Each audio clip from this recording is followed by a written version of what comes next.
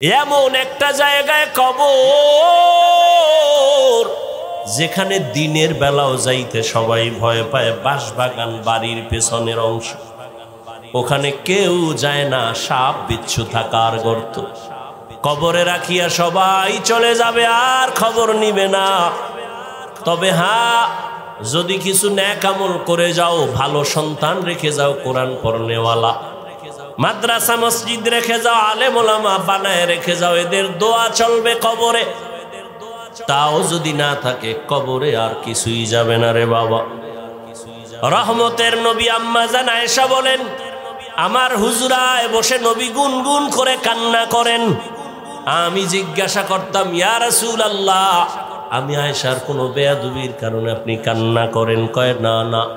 তো কেন আপনি কাঁদেন? আম্মা জান আয়েশার জবাবে রহমতের নবী বলেন, হাসরের ময়দানের ভয়ঙ্কর হালাত আমার যখন মনে পড়ে, চোখের পানি ধরে রাখতে পারি না রে আয়েশা। হাসরের ময়দানটা কত যে ভয়ঙ্কর, আমার উম্মতের কি হালাত হবে আয়েশা। আম্মা জান বলেন, কেমন হালাত? নবীজি বলেন, হাসরের ময়দানে নারী আর পুরুষগুলো উলঙ্গ, সবাই উঠবে। নারীরা উলঙ্গ, পুরুষেরা উলঙ্গ দাঁড়াবে। সূর্যটা মাথার উপরে নেমে আসবে। সূর্যের গরমে জমিনটা তামা হয়ে যাবে। নাফরমানদের মাথার মগজগুলো ভাতের মারের মতো ফুটতে থাকবে। ওদিকে জাহান্নামের আওয়াজ, জাহান্নাম চিৎকার দিয়া বলবে, ও দয়ার মালিক, বেনামাজি গুলো কই? নাফরমান গুনাহগার গুলো আমার পেটে দাও। নবী বলেন, ওদিকে আমার আল্লাহ রাগান্বিত আওয়াজ দিয়া ফেলবেন, কুদরতের আওয়াজ দিবেন, বড় ভয়ঙ্কর আওয়াজ। লিমানিল মুলকুল ইয়াউম লিল্লাহিল ওয়াহিদিল কাহ্হার। নবীজি বলেন, আমার আল্লাহ এতটা রাগান্বিত, কুদরতের আওয়াজ দিবেন যে হাসরের ময়দানটা থরথর করে কেঁপে উঠবে। জাহান্নামের আওয়াজ, এমন অবস্থা হবে যে নবীদের কোনো গুনাহ নাই, সে নবীরাও কান্না শুরু করবেন। আদম আলাইহিস সালাম কান্না করবেন, মূসা নবী কাঁদবেন, ঈসা নবী কান্না করবেন, ইব্রাহিম নবী কান্না করবেন, নূহ নবী কান্না করবেন। উম্মতেরা পাগলের মতো দৌড়াবে, কোথায় যাবে একটু পরিত্রাণ পাওয়ার জন্য। আদম নবীও বলবে, আমি পারবো না, যাও, কোনো উম্মতের সুপারিশ করতে পারবো না। মূসা নবীও তাড়ায় দিবেন, ঈসা নবী তাড়ায় দিবেন। সর্বশেষ রহমতের নবী বলেন, আয়েশা, উম্মতেরা পাগলের মতো হয়ে যাবে। এক পর্যায়ে তারা আমি মুহাম্মদের তালাশ করতে থাকবে। আম্মা জান বলেন, ইয়া রাসূলুল্লাহ, উম্মতেরা ওই কঠিন সময় আপনাকে কোথায় পাবে? মায়ার নবী কাঁদেন আর বলেন, আয়েশা, ওই কঠিন সময় আমি একমাত্র আমার রবের সামনে সিজদায় পড়ে মাকামে মাহমুদে কান্না শুরু করব। মূসা নবী কাঁদবেন নিজের জন্য, ঈসা নবী কান্না করবেন নিজের চিন্তায়, আদম নবী কাঁদবেন নিজের চিন্তা, আর আমি মুহাম্মদ কান্না করব, একবারও বলবো না আমার কথা, আমি বারবার বলবো, আমার উম্মতের কি উপায়? আমি আমার মাওলাকে বলবো, আল্লাহ, আমার উম্মতের খবর কি? আমার একটা উম্মত যেন জাহান্নামের আগুনে না যায়, জাহান্নামের একটা সেকেন্ডের গরম সহ্য করতে পারবে না। আমার আল্লাহ তখন আমার কান্না সহ্য করতে পারবেন না, দ্রুত বলবেন, হে নবী, আপনি মাথা উঠান, আপনার কান্না আমি আল্লাহ সহ্য করতে পারি না। আমাকে তখন আমার আল্লাহ বলবে, যান, আপনার উম্মতগুলো বাছাই করে করে জাহান্নাম থেকে জান্নাতের পথে নিয়ে যান। আমি তখন অর্ডার পাইয়া আমার গুনাহগার উম্মতগুলো বাছাই করে করে করে করে হাউজে কাউসারের কিনারায় নিয়ে দাঁড় করাবো। কারণ সূর্যের গরমে পানির এত পিপাসা, এতটা কঠিন আমার উম্মতগুলোকে আমি ধরে ধরে হাউজে কাউসারের কিনারায় নিয়ে দাঁড় করাবো। আম্মা জান আয়েশা বললেন, ইয়া রাসূলুল্লাহ, কোটি কোটি কোটি মানুষের ভেতরে আপনার উম্মতের চিনবেন কিভাবে? মুসা নবীর উম্মত, ঈসা নবীর উম্মত, ইব্রাহিমের উম্মত কেমনে চিনবেন আপনারটা? নব রহমতের নবী বলেন, হে আয়েশা, আমার উম্মতেরা দুনিয়ায় যারা ওযু বানাইয়া 5 বেলার নামাজ আদায় করত, কিয়ামতের ময়দানে তাদের ওযুর জায়গাগুলো নূরের আলোতে ঝলমল করতে থাকবে। আমি দেখে দেখে ধরে ধরে বলবো, আয় আয়, আমার উম্মতেরা আয়, হাউজে কাউসারের পানি আমার হাতে পান করে যাও। হাউজে কাউসারের গোড়ায় আমি নিজে পেয়ালা ভরে ভরে পানি দিব, আর উম্মতেরা পান করবে। এভাবে দিতে দিতে হঠাৎ করে উম্মতের লাইন এখন অনেক বড়, মাঝখানে পর্দা পড়ে যাবে। ফেরেশতারা পর্দা দিলা কেন? উম্মত এখনো তো বাকি আছে, ওদেরকে পানি পান করাবো। ফেরেশতারা বলবেন, ইয়া রাসূলুল্লাহ, এই উম্মতগুলো আপনার আসল উম্মত না, এগুলো ভেজাল। আপনি দুনিয়ার থেকে বিদায়ের পরে এই উম্মতগুলো জাহান্নামের পথে চলতে চলতে এতটাই বেপরোয়া হয়ে গেছে, নিজেও নামাজ পড়ে নাই, অন্যে নামাজ পড়তো তাও পছন্দ করে নাই, নিজেও দাড়ি রাখে নাই, অন্যে দাড়ি রাখবে তাও পছন্দ করে নাই, নিজেও হালাল খায় নাই, অন্যে হালাল খাবে তাও পছন্দ করে নাই। রহমতের নবী বলেন, আয়েশা, তখন আমি রাগান্বিত হয়ে বলবো, সহকান সহকা লিমান গায়্যারা মিন বাদি। নবী বলবেন, ভেগে যা, তোরা আমার উম্মত না। ও মনোহরগঞ্জের মুসলমান মা বোনেরা, বৃদ্ধ বাবাজিরা, যুবক বাবারা, জানি না ওই কাতারে কে পড়িয়া যাব। নবী যদি তারাইয়া দেয়, তোমার আমার কপালে যদি ওই ধমকটা পড়িয়া যায়, আমার মাওলা গাইবি আওয়াজ দিয়া বলবেন, ও জাহান্নামের ফেরেশতারা, এদেরকে ধর, জাহান্নামের শিকলটা লাগাইয়া জাহান্নামের দিকে নিয়ে যাও। ওয়াসিকাল্লাযীনা কাফারু ইলা জাহান্নামা যুমারা। ওরে আল্লাহর বান্দারা, সূর্যের গরম সহ্য করতে পারো না, বেতের বাড়ি সইতে পারো না, মশার কামড় সহ্য করতে পারো না, জাহান্নামের আগুনের গরম কেমন করে সহ্য করবারে বাবা? এখনো যদি আল্লাহর আযাবের ভয় অন্তরে আসে, 2 ফোঁটা চোখের পানি ছেড়ে গোপনে আমার মালিকের ডাক দাও। মনে মনে বলো, হে আল্লাহ, জীবনে কত গুনাহ করলাম, দাড়ি কাটলাম, নামাজ ছাড়লাম, বেপরদায় চললাম, ওলামায়ে কেরামরা কত বুঝান বুঝাইলো, তারপরও নামাজ পড়ি নাই, দাড়ি রাখি নাই, বেপরদায় চলা বন্ধ করি নাই। আজকে থেকে তৈরি হয়ে গেলাম, আর নামাজ ছাড়বো না, বেপরদায় চলবো না, দাড়ি কাটবো না, মা বাবারে কষ্ট দিয়া বরদোয়া নিব না, ওলামায়ে কেরামের দোয়া নিয়া, শিক্ষকের দোয়া নিয়া, নবীর তরিকা মেনে চলবো রে বাবা। হেদায়াতের মালিক আমার আল্লাহ। কপাল যদি ভালো হয় তওবা করো, কয়দিন আর দুনিয়ার বাহাদুরি করবা। চোখের সামনে কত যুবকের লাশ আর লাশ, এই জীবনে কত যুবকের জানাজা পড়ায় কবরে রাখলাম রে বাবা। ডানে বামে তাকায় দেখো, কত আপনজন বন্ধুরা চলে গেল। একদিন তোমার চলে যাওয়ার ডাক চলে আসবে, ওই দিনটা আসার আগে তওবা করে নাও। মা বাবার দোয়া নিয়া, শিক্ষকের দোয়া নিয়া, উলামায়ে কেরামের পরামর্শ নিয়া নবীর আদর্শে জীবনটা গড়াও। মরিয়া গেল তুমি অমর হয়ে থাকবে, নবীর আদর্শের মালা গলায় লাগাও। একদিন না একদিন বৃষ্টির ফোঁটা পড়তে পড়তে এক জায়গায় শক্ত জমিনও নরম হয়ে যায়। ঠিক আল্লাহর রহমতের বৃষ্টি যত পড়বে, মুর্দা দিল আল্লাহ জিন্দা বানায় দিব। ওলামায়ে কেরাম বয়ান করেন জাহান্নামের ভয়ের, জান্নাতের সুসংবাদ দেন কোরআন সুন্নাহর আলোকে।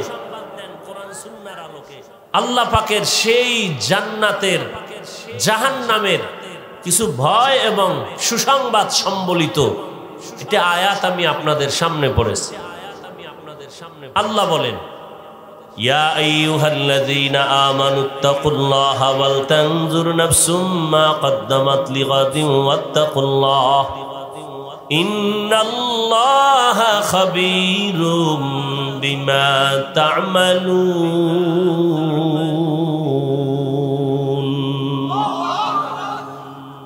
মুমিনদের আল্লাহ বলেন, তোমরা আমাকে ভয় করো, তাকওয়া অর্জন করো, এবং তোমার একটা সামনের জীবন আছে, ওই জীবনের জন্য তুমি কি অর্জন করেছো একটু চিন্তা করো, হিসাব মিলাও। ওয়াত্তাকুল্লাহ, আল্লাহ আবার বলেন আমাকে ভয় করো। ইন্নাল্লাহা খাবীরুম বিমা তা'মালুন, তুমি যা করো সব বিষয় আমি আল্লাহ অগ্রিম সব জানি। দুনিয়ার সবাইকে ফাঁকি দেওয়া যায়, আল্লাহকে কখনোই ফাঁকি দেওয়া যাবে না। রহমতের নবী বলেন, আদ-দুনিয়া সিজনুল মুমিন ওয়া জান্নাতুল কাফির, দুনিয়াটা মুমিনদের জন্য জেলখানা, মুসিবতের জায়গা। বেঈমান দুনিয়াদার যারা, এদের জন্য বালাখানা, শান্তির জায়গা। যত শান্তি দুনিয়াদার দুনিয়ায় পাবে, মরণের পরে আর শান্তি নাই, অশান্তি শুরু হবে, শেষ হবে না। দুনিয়াতে যত কষ্ট মুমিন দুনিয়াতে পাওয়ার পরে, এদের মরণের পরে শান্তি শুরু হবে, আর কখনো শেষ হবে না।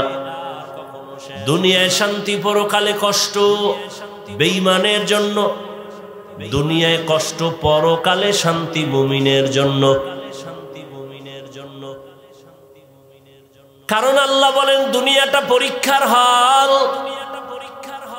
এই দুনিয়ায় যার ঈমান যত তাজা, তার মুসিবত তত বড়। দুনিয়াতে সব থেকে বড় ঈমানওয়ালা, তাজা ঈমানওয়ালা নবী রাসূলগণ, তাদের জন্য দুনিয়াটা বড় মারাত্মক ছিল, পরীক্ষা বড় কঠিন ছিল। আল্লাহ পাক বলেন, আমি দুনিয়ায় তোমাদের পাঠাবার একমাত্র কারণ আখিরাতের ফসল কামাই করবা।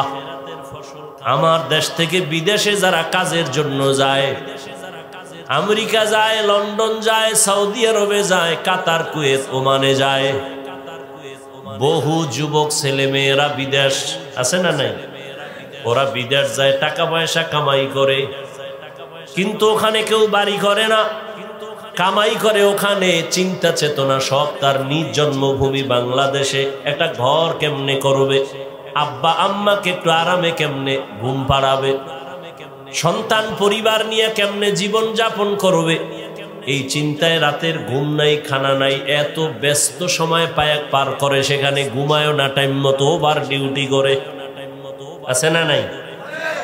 বিদেশে তুমি এখন খাও আর ঘুমাও। বিদেশে প্রবাসে আমার যুবক বাবারা, যারা আসলেই দুনিয়ার এই মা বাবার মোহাব্বত নিয়ে গেছে, ঋণ হইয়া গেছে, দ্বার উদ্ধার করিয়া গেছে, ওখানে যায় টাইম মতো ঘুম নাই, টাইম মতো খানাও নাই, ডিউটি 8 ঘন্টা, ও ডিউটি করে 16 ঘন্টা, মাঝে মাঝে অসুস্থ হয়, এরপরও ডিউটি বাদ দেয় না, ওর মধ্যে একটা প্রেশানি কাজ করে, আরে আমি 1 মিনিট সময় যদি লস করি, আমার কামাই রুজির 1 মিনিট সময় লস হবে। বাড়ির মধ্যে আমার কত প্যারা, আমার মাথায় আমার মা, আমার বাবা, আমার স্ত্রী, আমার সন্তান, আমার পরিবার, ঋণের বোঝা। বিদেশে গিয়া মানুষ 1 সেকেন্ড ঘুমায় না, যারা জ্ঞানী। আর যারা পাগল, ওরা কিছু টাকা কামাই করে আবার তাস খেলে, জুয়া খেলে। বাংলাদেশের ছেলে ওখানে নামাজও পড়ে না, মক্কার পাশে থাকে, মদিনার পাশে থাকে, নামাজও পড়ে না। কিছু যুবকরা গত বছর কানলো বাইতুল্লাহর পাশে বসে, হোটেলে আইসা আর বলল, হুজুর দোয়া করবেন। আমাদের সাথে অনেক যুবকরা বাড়িতে টাকা পাঠায় না, বলে সৌদির অবস্থা ভালো না, অথচ আমরা দেখতেছি টাকা কামাই করে আর জুয়া খেলে। আর যারা জ্ঞানী, কষ্ট করে বিদেশ দিয়ে ঘুমায় না, ঠিক এই দুনিয়ায় যারা আছে মুমিন, দুনিয়ার ধান্দায় পড়ে নাই, ওর মধ্যে একটা কাজ করে, আমার এই দুনিয়া থাকার জায়গা না, খানার জায়গা না, ঘুমানোর জায়গা না, আরামের জায়গা না। আমার আসল বাড়ি দুনিয়া না, আমার আসল বাড়ি জান্নাত। আমার আরামের জায়গা জান্নাত। আমি দুনিয়াতে আসছি কেন? ঘুমানোর জন্য না, খানার জন্য না। দুনিয়াতে আসার একমাত্র কারণ, আমি আসছি জান্নাতের বাড়িটা সুন্দর করার জন্য। আমি দুনিয়াতে আসছি আমার আব্বা আম্মাকে দেখা দেখা জান্নাত কামাই করার জন্য। আমি দুনিয়াতে আসছি আল্লাহর হুকুম মতো জীবন চালাইয়া আখেরাতের ময়দানে বাহাদুরের মতো বিনা হিসাবে জান্নাতে ঢুকার জন্য। এ কারণে আমার আল্লাহ বলেন, ও বান্দা, দুনিয়ার মধ্যে থাইকা আখেরাতের ফসল কামাই করো, কারণ অন্য কোন জগৎ নাই আখেরাতের ফসল কামাই করার। আর দুনিয়া মাজরাতুল আখিরাহ, দুনিয়াতে থাকি আখেরাতের ফসল কামাই করো। তার মানে তুমি যে দুনিয়ায় থাইকা মা বাপ বাদ দিয়া, ছেলে মেয়ে বাদ দিয়া, বিবাহ শাদী বাদ দিয়া, ব্যবসা বন্ধ করে শুধু জিকির করবা, এটা না। বান্দা, তোমাকে আমি 24টা ঘন্টার একটা পর্দা লাগায় দিছি, রাত আর দিনের পর্দার মধ্যে তোমার জীবনটাকে আটকায় দিলাম। দিন রাত 24টা ঘন্টা দিলাম। কখনো দিন হবে বড়, রাত ছোট, আবার কখনো রাত হবে বড়, দিন ছোট। তুলিজুল লাইলা ফিন নাহার ওয়া তুলিজুন নাহারা ফিল লাইল ওয়া তুখরিজুল হাইয়া মিনাল মাইয়িতি ওয়া তুখরিজুল মাইয়িতা মিনাল হাইয়্যি ওয়া তারযুকু মান তাশাউ বিগাইরি হিসাব। এই মোনাজাত দিয়ে দিমু, হ্যাঁ? হুজুরের মজার মিডা মিডা আওয়াজ ভালোই লাগে না?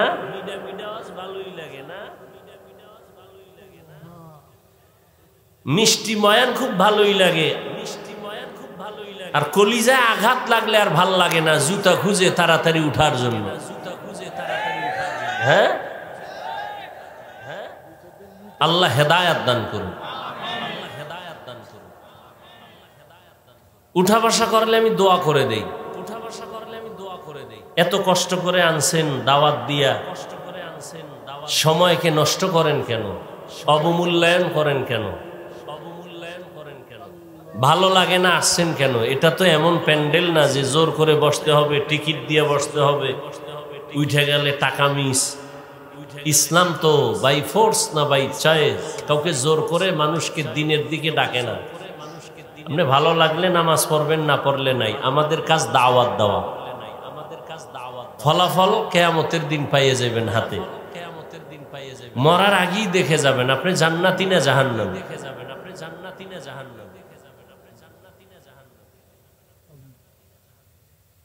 আল্লাহ হেদায়াত দান করুন। কয়দিনের হায়াত এই যুবক, এমন একটা দিন নাই যে যুবকের লাশের খবর নাই। মহামারী করোনার দিকে নজর করো, ভুলিয়া যাও না রে বাবা। দেখো শুধু লাশ, যুবকের লাশ। গাড়ি অ্যাক্সিডেন্ট হয়ে যত লাশ দেখো, অধিকাংশ যুবক। পানির নিচে যত মরণের লাশ দেখো, অধিকাংশ যুবক।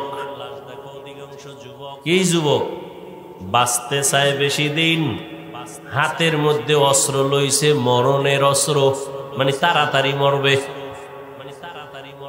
বাঁচতে চাও বেশি দিন, কিন্তু হাতের মধ্যে অস্ত্র কি? বেশি দিন বাঁচার না দ্রুত মরার? অস্ত্রটার নাম কি? মোবাইল।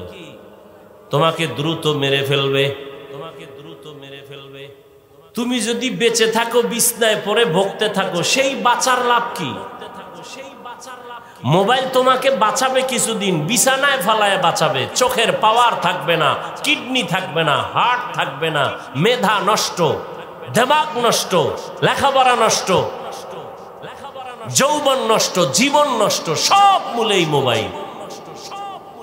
এটা লয়ে ঘুরতেছে, বাথরুমে মোবাইল, লেফের ভিতরে মোবাইল, সারা রাত মোবাইল। মা ছাড়বে, বাপ ছাড়বে, ভাই বোন সব ছাড়বে, মোবাইল ছাড়বে না। এই মোবাইলের কারণে মায়ের সাথে বেয়াদবি, এই মোবাইলকে কেন্দ্র করে বাবার সাথে বেয়াদবি, এই মোবাইলকে কেন্দ্র করে শিক্ষকের সাথে বেয়াদবি, এই মোবাইলকে কেন্দ্র করে মুরব্বীদের সাথে বেয়াদবি। এই মোবাইলকে কেন্দ্র করে কত সন্তান মা বাবার টাকা চুরি করে। মা বাবা ওই দেখো না, কয়েকদিন আগে ফেসবুক শরীফের মুরিদেরা কয়েকদিন দেখো না মোবাইলের কারণে বাবারে মারছে। এই যে কয়েকদিন আগে বাবাই গিয়ে ছুরির আঘাত করছে, বাবাই ছিল নাকি নামাজে। কথা কয় না এখন। তুই কবে মারবি বাবারে? তুই তো ওই পথের যাত্রী, তোমার চরিত্রটা যে ভালো তা বলার উপায় নাই। কখন মেজাজ গরম হয়ে যাবে মা বাবাকে হামলা চালায় দিবা বলা যায় না। মা বাবায় ভিতরে ভিতরে দোয়া ইউজ করে, আল্লাহ ছেলেটা যদি মরত তাহলে একটা বালা মুসিবত থেকে বেঁচে যাইতাম, কারণ ছেলের চরিত্র এত খারাপ, মানুষের সামনে মুখ দেখাইতে পারি না, লজ্জা। নিজেরা তো খুব বাহাদুর ভাবো না, অথচ তোমার মা বাবা চায় তুমি মইরা যাও। তোমার চরিত্র এত খারাপ যে তোমার চরিত্রের কারণে লজ্জা পায় মা, লজ্জা পায় বাবা, মানুষের সামনে শরম পায় তোমার চরিত্রের কারণে। এমন অভিশপ্ত কপাল নিয়ে জন্ম নিয়েছ। শিক্ষক তোর উপরে বেজার, এত তোর ব্যবহার খারাপ। এলাকার মুরব্বীরা তোমার উপরে বেজার, তোমার ব্যবহার এত খারাপ। মা বাবা বেজার তোমার উপরে, তোমার ব্যবহার এত খারাপ। আলেম ওলামা তোমার উপরে বেজার, তোমার ব্যবহার এত খারাপ। অভিশপ্ত কপাল নিয়ে দুনিয়াতে আসছো কেন? কি নিয়ে কবরে যাবি? মরে গেলে মানুষ কি স্মরণ করবে? যে একটা মুসিবত গেছি গা, আলহামদুলিল্লাহ। মানুষ মরলে ইন্না লিল্লাহ পড়ে, তুই মরলে সবাই আলহামদুলিল্লাহ পড়বে। এমন পোড়া কপাল নিয়ে জন্ম নিয়েছ। বাহাদুরি করো বহুত কিছু, কোন দিন মরণ হবে জানা নাই। ঘুমের ভিতরে মরণ, ঘুমের ভিতরে হয়নি। যুবক বাবারা হয়নি। বেয়াদবি মাপ চাই। আমার তো তোমার সাথে দুশ্মনী চাই নাই, বরং আমার অন্তর চাই তোমার দুইটা পায়ে হাত দিতে পারলে, যদি নামাজি হইতা, দাড়িওয়ালা হইতা, আমি নিচে এসে পাও ধরতাম। অথচ তোমার মতো যুবকই তো কবি নজরুল। আজকে তার গুণগান গাও। তোমার মতো সারা রাত মোবাইলে অপরাধ করলে জীবনে কবি নজরুল হতে পারত না।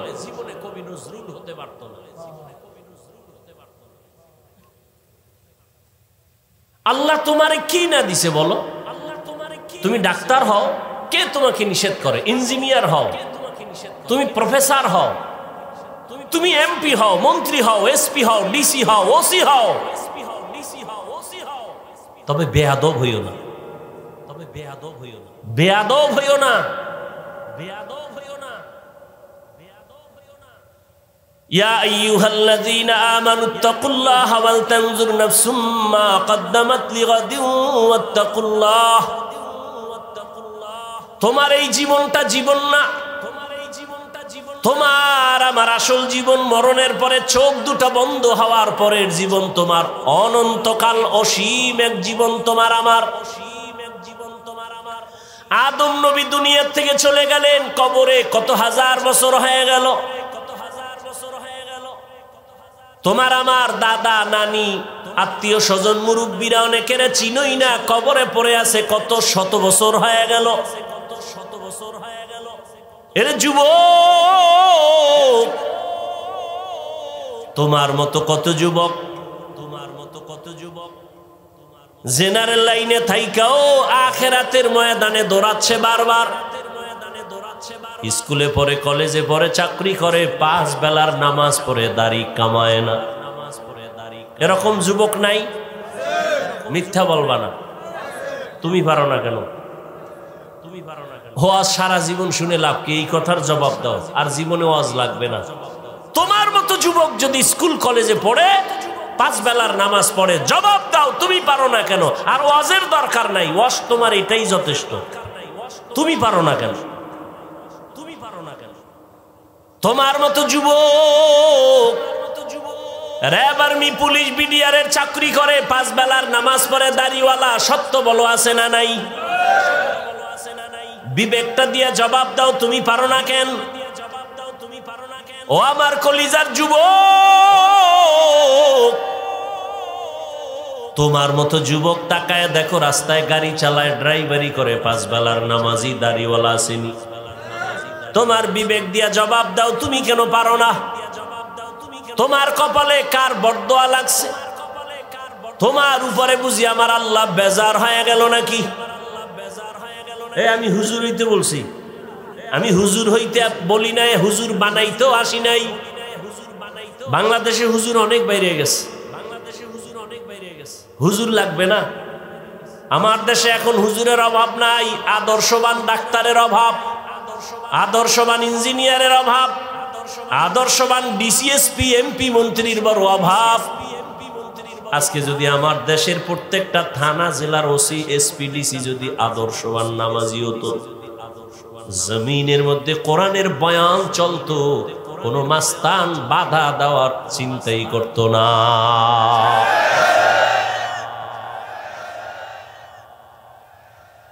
তোমরা স্বাধীন স্বাধীন করো, স্লোগান দাও না, দেশ স্বাধীন। দেশ স্বাধীন হলে চট্টগ্রামে আইনজীবীর গলায় ছুরি চালানো হয় কেন? দেশ স্বাধীন হলে বাড়িঘরে আগুন লাগে কেন?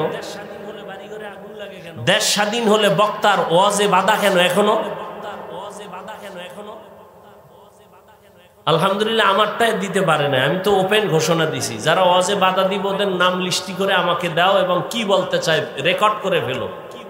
ওই জালেমের বিরুদ্ধে আমি আবার নতুন ভাবে বাংলাদেশে আন্দোলনের ডাক দিব। নতুন ভাবে আন্দোলন হবে সমস্ত জালেমের বিরুদ্ধে। চরমনের মাঠে বলে আসছি না, 2 গরুয়ে ধান খায়, মালিকে বেত দিয়ে একটার উপরে বাড়ি মারছে আর একটা দৌড় দিছে। মালিক কয় তোরে তো বাড়ি দি নাই, দৌড় দাও কেন? কয় এর পরের সিরিয়াল আমার। হ্যাঁ, কারো বিপদে লাফাইও না, নিজেও গাট্টি রেডি রাখো। আলেমদের সাথে বেদবি করবা, গাট্টি রেডি রাখো।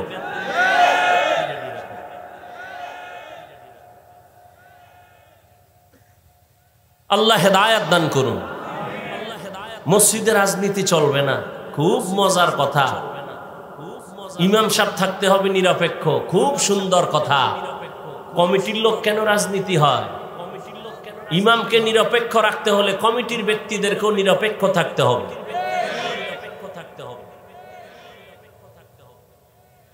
আর ওলামায়ে কেরাম যদি রাজনীতির কথা বলে, পবিত্র কোরআনের আয়াত দিয়া কথা বলবেন, পচা ধান্দাবাজি চান্দাবাজির কথা বলবেন না। যদি কেউ বলে ইসলামে রাজনীতি নাই, তার ইমানই তো চলে যাবে।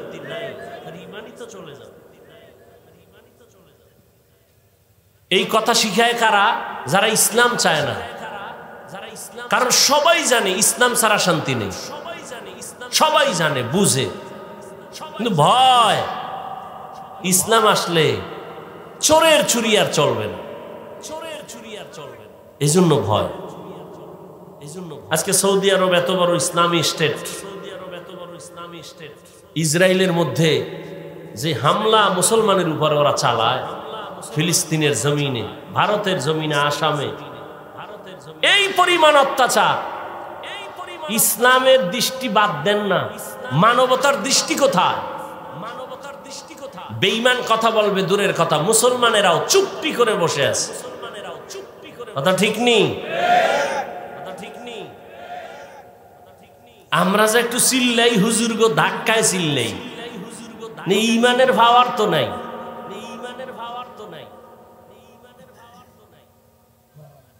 আল্লাহ সব ভাইকে হেদায়েত দান করুন, মুসলমানদের ইজ্জতের হেফাজত করেন।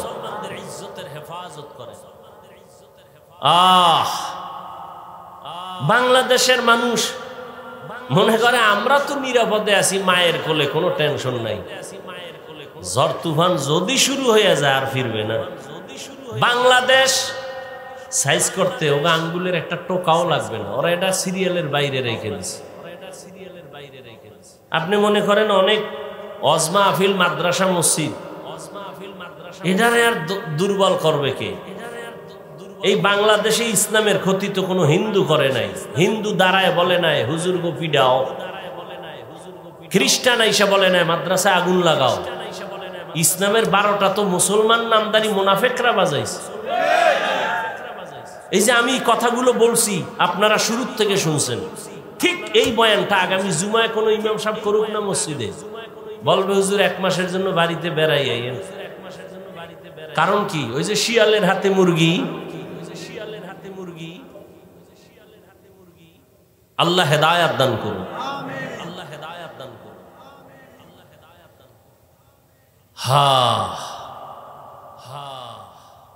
পরকাল জিন্দেগির জন্য কি হিসাব মিলাও রে বাবা,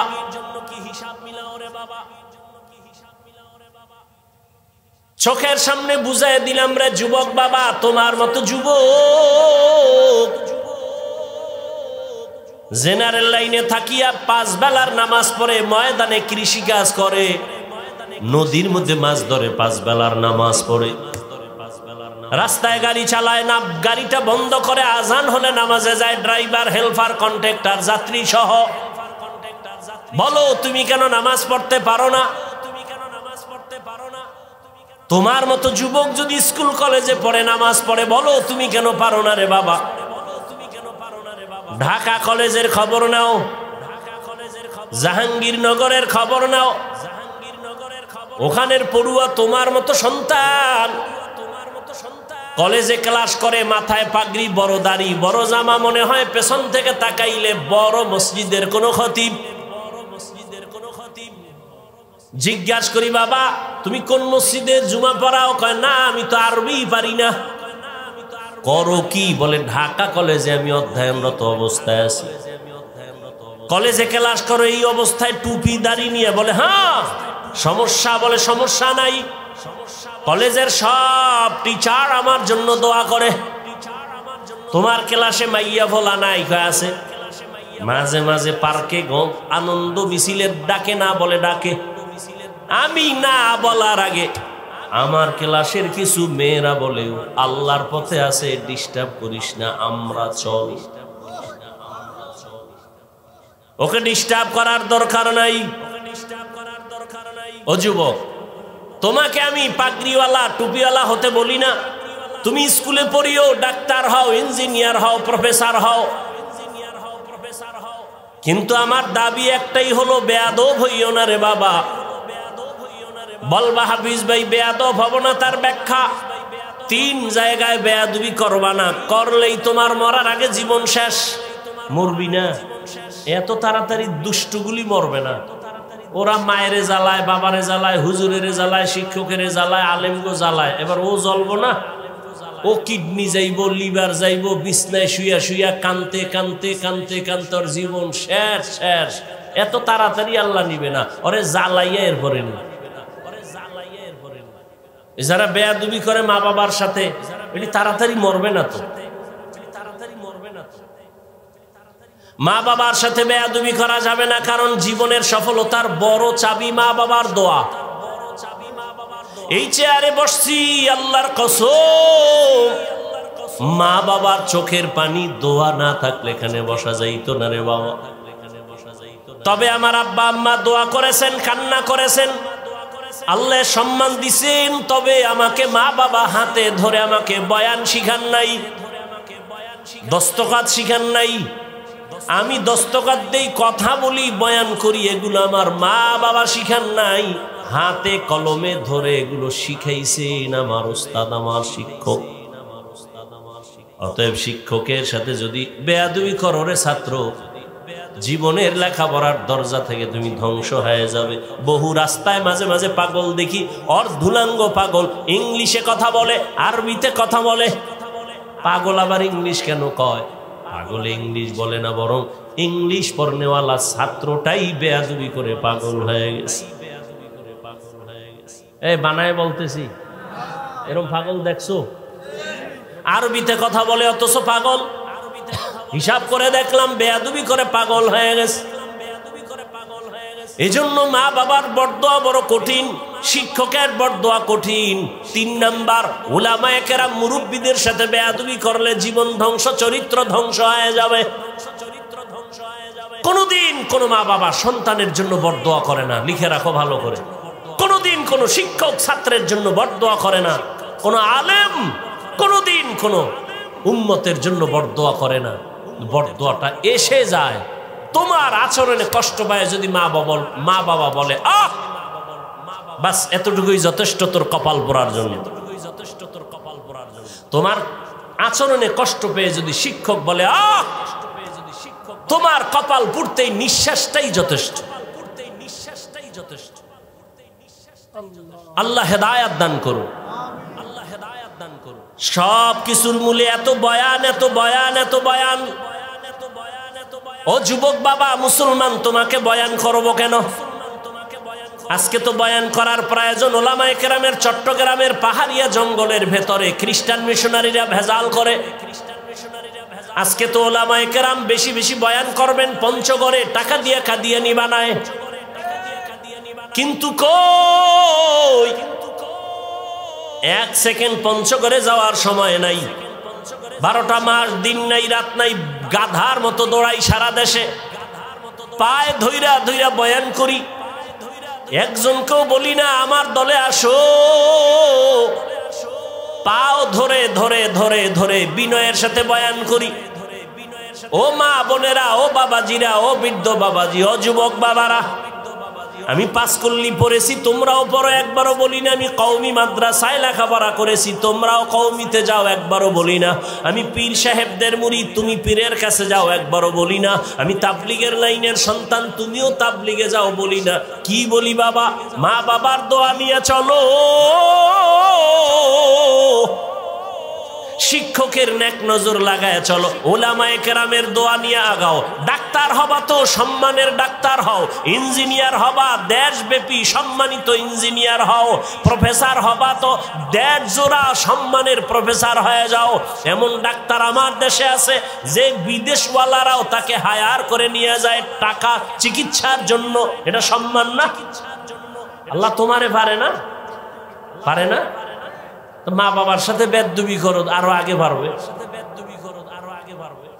লিকুল্লি শাইইন জিনাতুন ফিল ওয়ারা ওয়া জিনাতুল মারই তামামুল আদাবি আজ খুদা খাহি মে তৌফিক আদব বে আদব মাহরুম গাশত আজ ফজলে রা। সব কথার মূলে আল্লাহর ভয় নাই। যদি আল্লাহর ভয় থাকতো, ওরে ভাই আপনারাও মুসলমান, আমিও মুসলমান। খেয়াল করেন, কষ্ট হয়। আপনাদের আল্লাহ, আমার আল্লাহ দুইজন। জবান খুলে বলেন কয়জন?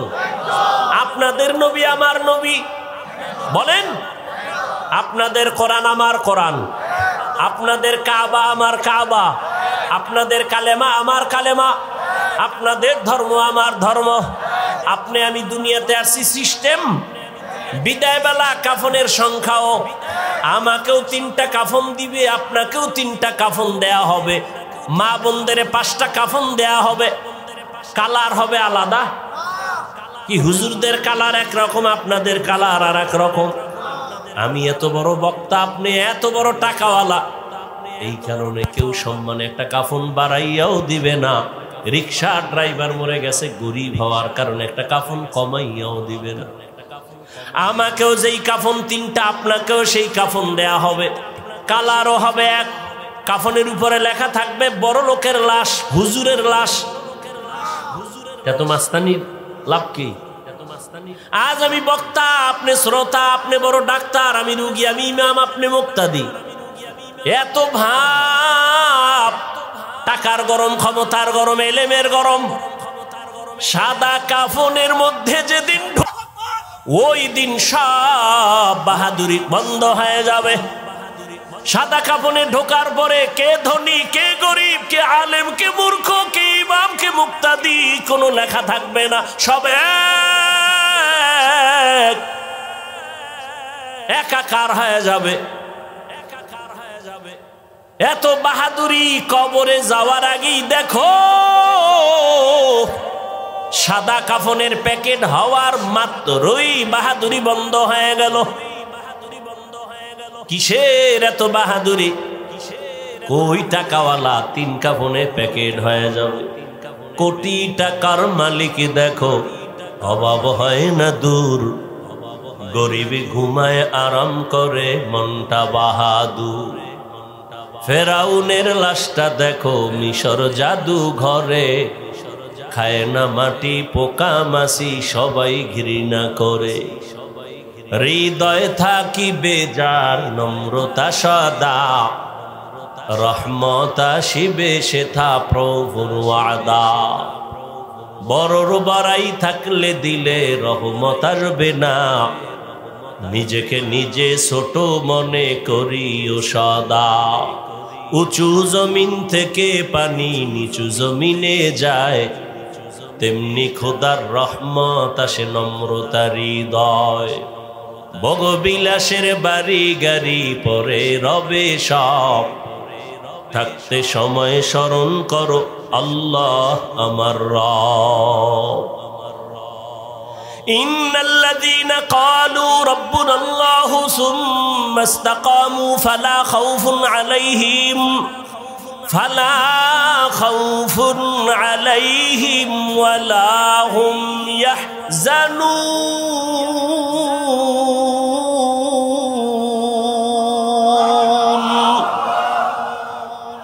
যে ব্যক্তি আমার আল্লাহকে রব বলে স্বীকার করবেন এবং এই রবকে মানিয়া জীবনটা চালাবে, আল্লাহ বলেন তোমার দুনিয়ায় পেরেশানি নাই, আখিরাতেও ভয় নাই। আমি আল্লাহ কুদরতের দ্বারা তোমাকে বিনা হিসাবে জান্নাত দিয়া দিব।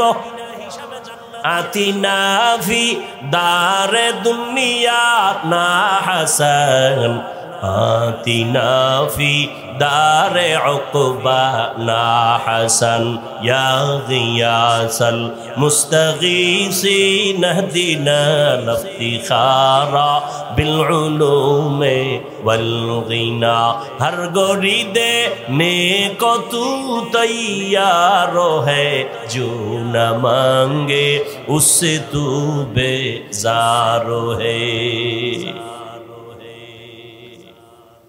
আপনারাও মুসলমান, আমিও মুসলমান। আপনার আমার আল্লাহ এক, নবী এক, কোরআন এক, কাবা এক, ধর্ম এক, কালেমা এক, দুনিয়াতে আসছি তাও এক, কাফনের কালার এক, সংখ্যাও এক, কবরের সাইজও হবে না। আপনাদের এলাকার কবর এক হাত বড়, কবরে রাখার পরে কবরের প্রশ্ন করা হবে কয়টা?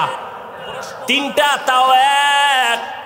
আমাকেও যেই প্রশ্ন আপনাকেও সেই প্রশ্ন। রবের পরিচয় দাও, ধর্মের পরিচয় দাও, রাহমাতুল লিল আলামিনের পরিচয় দাও। আপনিও মুসলমান, আমিও মুসলমান। আপনার আমার আল্লাহ এক, নবী এক, কোরআন এক, কাবা এক, ধর্ম এক, কালেমা এক। অথচ আপনাকে পাও দুইরা বয়ান করা লাগবে কেন? বরং বয়ান করার পরেও তো দেখি আমি টুপি খুলতে চাই না। আপনি কেমন মুসলমান যে টুপি দিতে চান না? আমি পাও ধরে ধরে বলি ভাইজান দাড়িটা লম্বা করেন, আমি দাড়ি কাটতে চাই না। আপনি কেমন মুসলমান যে দাড়ি রাখতে চান না? আমিও মুসলমান, আপনিও মুসলমান। আমি মসজিদে না ঢুকলে লজ্জা পাই। আপনি কেমন মুসলমান যে মসজিদে ঢুকতে গেলে লজ্জা পান? আমিও মুসলমান, আপনিও মুসলমান। আমি বেপর্দায় চলতে গেলে লজ্জা পাই। আপনি কেমন মুসলমান যে পর্দা করতে গেলে লজ্জা পান? কপাল বুঝি পুড়িয়ে গেছে রে যুবক।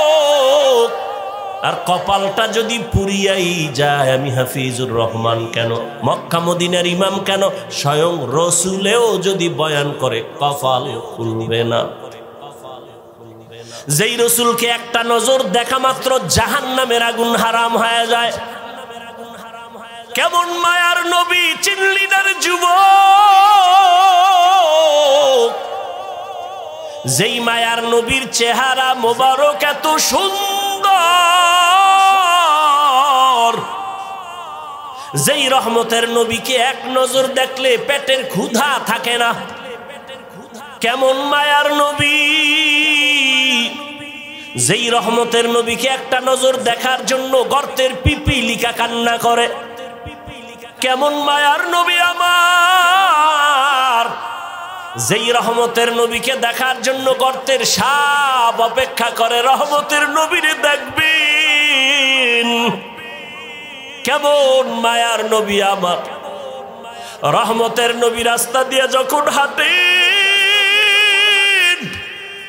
দুই পার্শ্বের গাছ হইয়া নবীর সালাম দেয়। রহমতের নবী যখন রাস্তা দিয়ে হাঁটে, জঙ্গলের প্রাণীরা বারবার আমার নবীর সালাম জানায়। নবীজি খেজুর গাছের সাথে ট্যাক লাগায় খুতবা পড়েন। কিছুদিন পরে সিদ্ধান্ত নিলেন, না, এটা বাদ, নতুন একটা খুতবা দেয়ার মিম্বর বানাবে। বুখারী শরীফের ইবারত, খেজুর গাছ কান্না শুরু করছে। সাহাবায়ে কেরাম বলেন, মানুষের কান্নার মতো খেজুর গাছ থেকে, মরা খেজুর গাছ থেকে কান্নার আওয়াজ। রহমতের নবী বলেন, রে খেজুর গাছ কেন কাঁদো? আমি কি দোয়া করব তুই জিন্দা হবি, তোর কাছে খেজুর হবে, উম্মতেরা খাবে। খেজুর গাছ বলে, না ইয়া রাসূলুল্লাহ, এই দোয়া চাই না। কেন কাঁদো? বলে, আপনার বিরহের বেদনায় কান্না করি। কি চাও? বলে, এখানে জানাজা পড়ায়া দাফন করবেন, হাসরের ময়দানে আপনার সাথে জান্নাতে থাকতে চাই নবী। উস্তুনে হান্নানা আজ হজরে রসূল, নালামি জাদ হাম চুয়ার বাবু। রহমতের নবীর জন্য জঙ্গলের প্রাণীরা, নদীর মাছ এতটাই পাগল। কপাল খারাপ, আমরা মুসলমান হয়ে সেই নবীরে চিনতে পারলাম না। এরে নবীর আশেক, রহমতের নবীর শরীর মোবারকে মশা মাছি পড়া হারাম। আম্মা জান আয়েশা রাদিয়াল্লাহু আনহা বলেন, নবীর শরীর মোবারকের ঘাম আমি বোতলে ভরে রাখতাম, আর আতর হিসাবে আমরা নবীর ঘাম ব্যবহার করতাম। কেমন রহমতের নবী আমার! আজও সেই নবী মদিনাতুল মুনাওয়ারা জিন্দা নবী, উম্মতের মায়ায় কান্না করে। এরে নবীর উম্মতের দল, আজ আমার নবীর বিরুদ্ধে এত অত্যাচার, এত ষড়যন্ত্র। মুসলমানের উপরে হামলা শুধু কালেমার কারণে, রহমতের নবীর উম্মত হওয়ার কারণে না হয়। ফিলিস্তিনের মুসলমানের তো অন্য কোনো অপরাধ নেই। তুমি আজকে 3 বেলা খানা খাও, কত আরামে ঘুমাও। ফিলিস্তিনের মুসলমান রমজান গেল, সাহারি খেতে পারে না, ইফতারি নাই। মায়ের সামনে সন্তানের জবাই করে, সন্তানের সামনে মা বাবাকে জবাই করে, ধর্ষণ করে। এরে সন্তান, ও মা বাবারা, একটা সন্তান অসুস্থ হয়ে গেলে তোমার ঘুম আসে না, সন্তান অসুস্থ, পাগল হয়ে যাও। অথচ ফিলিস্তিনের মুসলমানের অবস্থা দেখলে কোনো মানুষ স্থির থাকতে পারে না রে বাবা। আসলে আল্লাহর ভয় অন্তরে নাই, নিজের মধ্যেই তো ইমানের দুর্বলতা। কয়দিন আর দুনিয়ার এই বাহাদুরি রে বাবা, এখনো সময় আছে, তওবা করো। দুনিয়াটা কিছুই না, চোখ বন্ধ করলে সব শেষ হয়ে যাবে। আজ আমি তুমি বলি, আমার বাড়ি, আমার গাড়ি, আমার টাকা, আমার পয়সা, সব আমার আমার আমার। আজরাইল যেদিন হাজির হয়ে যাবে, দেখবা নিজের জামাটাও কিন্তু আর আমার থাকবে না। আমার জামা, আমার গেঞ্জিগুলো বেলেট দিয়ে কেটে কেটে রেখে দিবে তোমার আমার সন্তানেরা। আমার হাতের ঘড়িটা আরেকজনের হাতে দিয়ে বলবে এটা আমার। আমার মোবাইলটা আর আমার থাকবে না, আরেকজনের মালিক হয়ে বলবে এটা আমার মোবাইল। আমাকে 3টা কাফনে পেঁচাইয়া ঘর থেকে বিদায় করে দিবে। অন্ধকার কবরে নিয়ে যাবে। কই ছেলে, কই মেয়ে, কই বাড়ি, কই টাকা, সব আমার থেকে আলাদা হয়ে গেল। 3 কাফনের বাসিন্দা বানায়া জানাজা পড়ায়া কবরের দেশে নিয়ে রাখবে। আর নামাজ ছাড়িও না, দাড়ি কাটিও না, বেপর্দায় চলিও না রে বাবা। তওবা করে না ও বৃদ্ধ বাবাজি, ও পর্দার আড়ালের মা বোনেরা। আপনার মতো কত মা স্বামীর মাল হেফাজত করে, পর্দা করে, নামাজ পড়ে, মোবাইলে সময় নষ্ট করে না। আপনারা কেন পারবেন না? নিজেও সঠিক পথে চলেন, স্বামীর মাল হেফাজত করেন, সন্তানটাকে আদর্শবান কোরআন পড়নেওয়ালা ডাক্তার বানায়া যান, ইঞ্জিনিয়ার বানায়া যান। কোরআন পড়ে পড়ে সন্তান দোয়া করবে, নামাজ পড়বে, জীবনটা ধন্য হয়ে যাবে।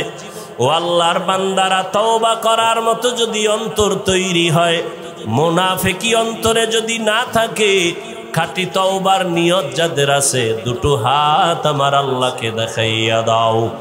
আয় আল্লাহ, আমাদের হাতগুলো কবুল করে নেন, তওবা কবুল করে নেন, তওবার উপরে মজবুত হইয়া চলার তৌফিক দান করেন। আমিন। আলহামদুলিল্লাহি রাব্বিল আলামিন।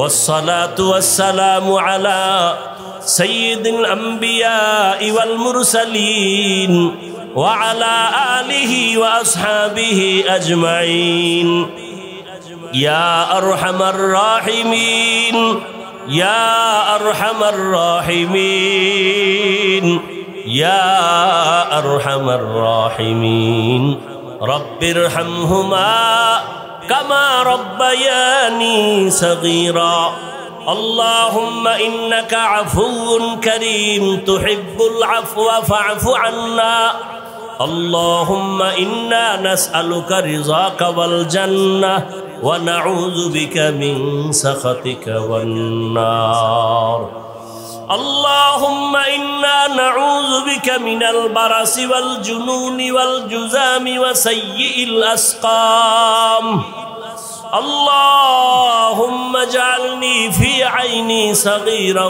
وفي أعين الناس كبيرا ربنا ظلمنا أنفسنا وإن لم تغفر لنا وترحمنا لنكونن من الخاسرين ربنا لا تزغ قلوبنا بعد إذ هديتنا وهب لنا من لدنك رحمة إنك أنت الوهاب উদয়ার মালিক কুদরতের নজর দিয়ে দেখেন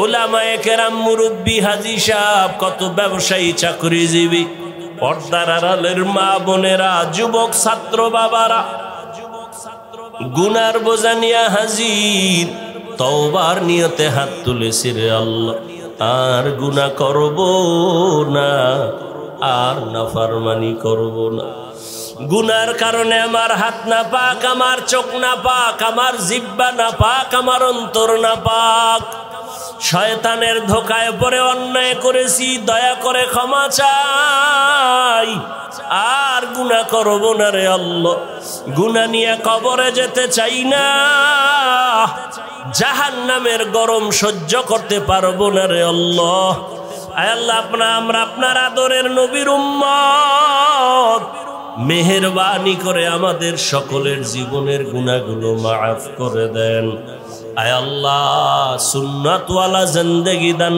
করেন আয় আল্লাহ নবীজির রওজা মোবারকে গিয়া সালাম দেওয়ার তৌফিক দান করেন।